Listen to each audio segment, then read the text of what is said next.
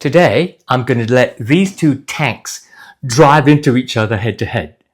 Despite my love for White's MP boots, I have to admit, these two boots are still my toughest two pairs of boots. Both from Nicks handmade boots from the US Pacific Northwest, both stitched down, both made tough.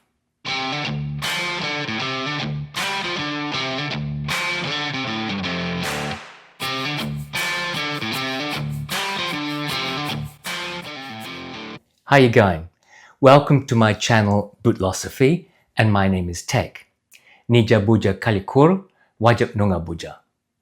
Now, if you've been to my channel and you've been with me for a while, you'll know that my Grail boots are White's MP service boots. In fact, I own 4 of them. But even so, despite the White's MP being my favorite boots, and despite owning a pair of extremely tough Goral Buxton work boots, I still have to admit to believing that these two pairs are so solid that all I can say when I put them on is they just feel important, like I'm wearing boot world history. This is the Nicks collaboration with Parkhurst, their first version, the V1, which is basically a Falcon boot built on a Parkhurst original 602 last in Horween's Chrome Excel. I've had this for just over 2 years, wore it a hell of a lot in the first 12 to, 14 months before I got COVID, and then I lost a lot of energy and was still in those days doing a lot of hiking in our southwest hardwood forests. Since then, I haven't worn them much, except maybe a couple of times a month, each time really wishing I got around to them more. The second boot here is the Nicks Overlander in Honey Spokane Rough Out, also from Horween Tannery. I've put links to the Nicks website down below. The Overlander is a lot newer than the collaboration boot. I got it in May of 2025. Unfortunately, by then I was well into my boot collection and my YouTube review schedules with boots were getting reviewed every week. I just got too many to wear these enough to do them justice. I did, however, get a chance to put these on for 3 or 4 weeks straight when I took them on various trips I took with my wife to Tasmania, and then some of my work trips to the Northern Territory and country Victoria. When I first got them, I also took them on some less challenging hikes and orienteering events in the state and national forests near me. But I will be the first to admit, I haven't worn them in the way they deserve. So with that in mind, let's compare the two. So let's start with this collaboration between Nicks and Parkhurst. This is actually a Nicks Falcon built on Parkhurst's old 602 last.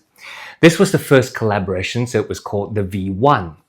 As I filmed this, Nicks are currently offering the V3 version of this boot and have also collaborated with Parkhurst on an engineer boot called the Brakeman.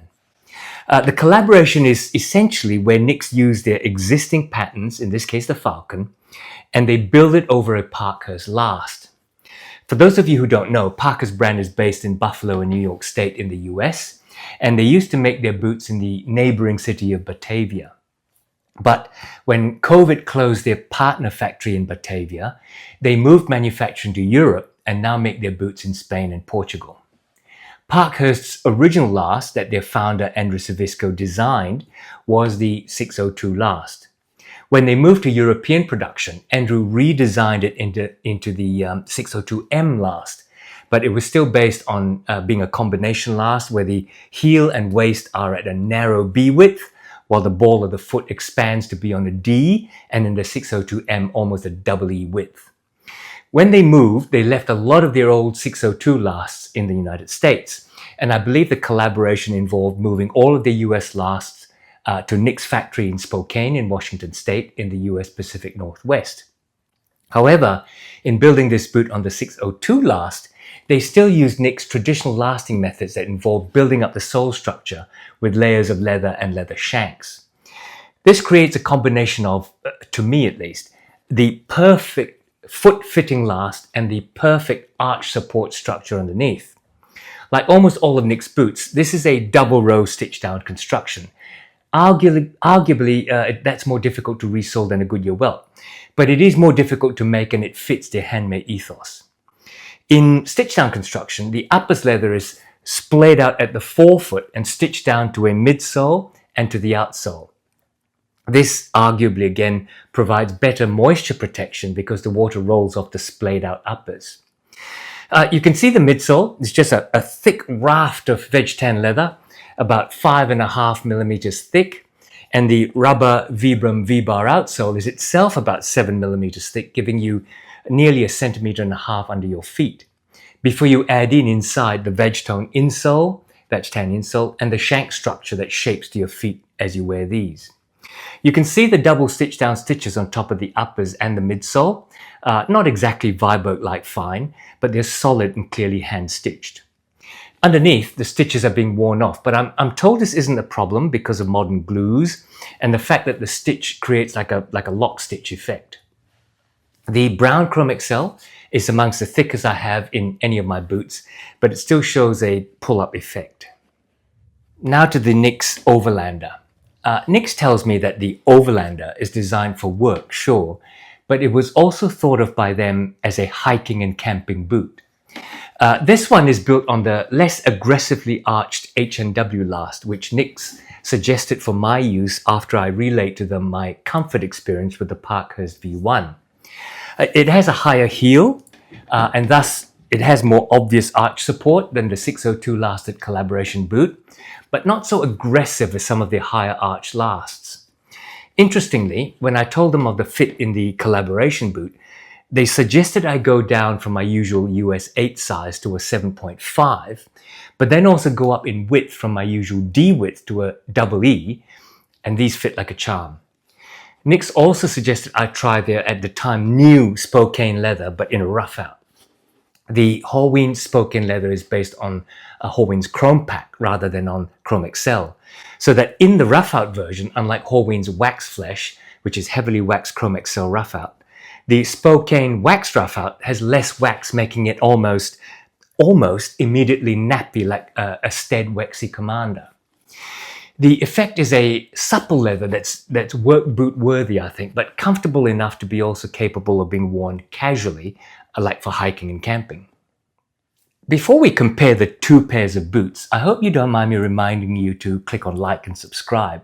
Those two actions by you would be a great support for my channel, so I thank you. So now, in comparison, it's obvious by the aesthetics of the last shape that one is a dressier boot than the other. The Nicks Parkhurst collaboration has sleeker lines and a flatter profile than the more aggressive-looking Overlander. From the top down, the V1 has Parkhurst's more almond-shaped toe, whereas the Overlander has a big and bulbous round toe. While not always, I also find that an 8-inch boot, like the Overlander, almost automatically says work boot, rather than a 6-inch service boot style boot like the V1. That detailed dress versus work comparison continues where the V1 has a rolled collar, while the collar of the Overlander is just cut raw leather. But I believe you can customize that to a rolled collar if you want. The aggressive lugged sole of the Overlander is also another differentiator between the dressier, lower profile V-bar sole on the V1 and the heavily lugged, obviously outdoor, V100 Commando sole on the Overlander. There are, however, signature Nicks similarities. The chunky double stitch down for one. The solidity of the hardware, and both in the shiny brass edition, include the solid milled speed hooks rather than the bent flat metal versions of less sturdily built boots.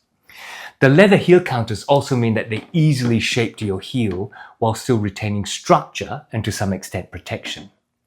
Both have a fully gusseted tongue, and both provide you with kilties to protect the softer leather of the gusseted tongues. In terms of comfort and feel, they're remarkably similar despite the very different outsoles.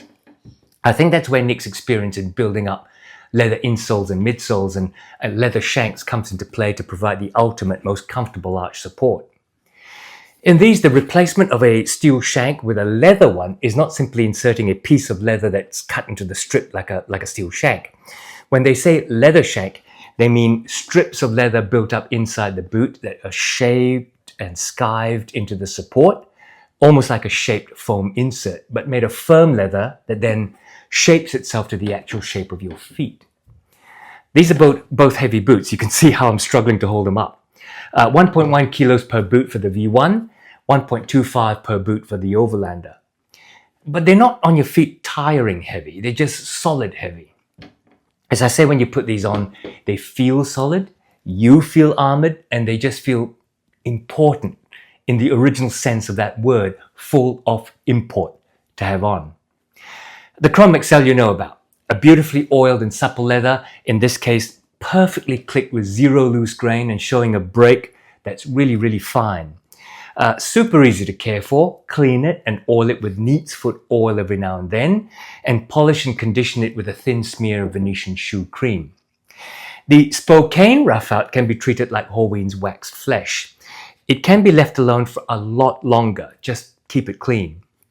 When you need to condition it, think Venetian shoe cream would be perfectly fine, I think. But if you want, a waxy conditioner like Obernoff's is probably okay too, especially as Nicks will ship the boots with a small Nicks branded tub of Obernoff's.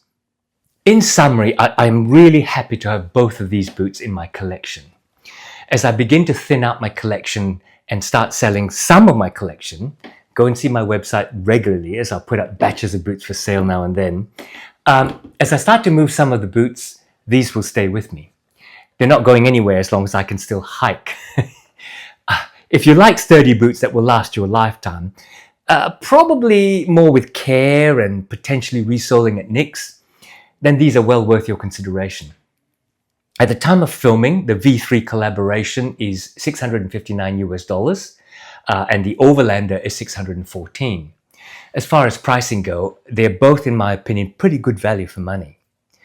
The downside of Nicks though, unless you can get a quick ship or a ready-made pair, they often take several months to make your order because of their various backlogs and difficulty in recruiting experienced people to fill gaps. It is a post-COVID world that we live in.